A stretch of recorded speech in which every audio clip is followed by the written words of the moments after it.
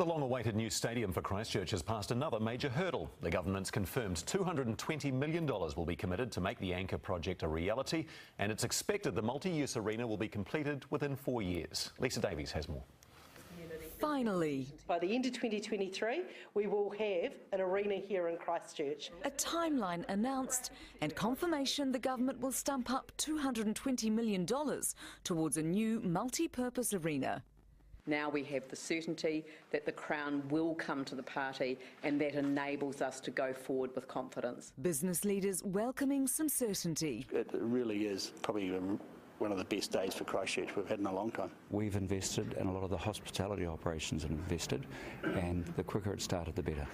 Initial groundwork will get underway here next month, with geotechnical reports and contamination assessments set to begin.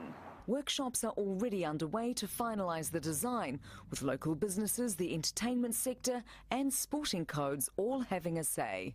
We've got guys in the team now who won't even get to play in the stadium, they'll be retired perhaps, but we've got another bunch of new players coming on board who will be future Crusaders, who will get to see the stadium be built and then hopefully play in it and enjoy the opportunity. From here, a business case will be developed to ensure the arena will work financially. And have the timelines and finally know by the end of 23 we'll be having Eminem and Ed Sheeran playing in the CBD of Christchurch. It's really, really positive news.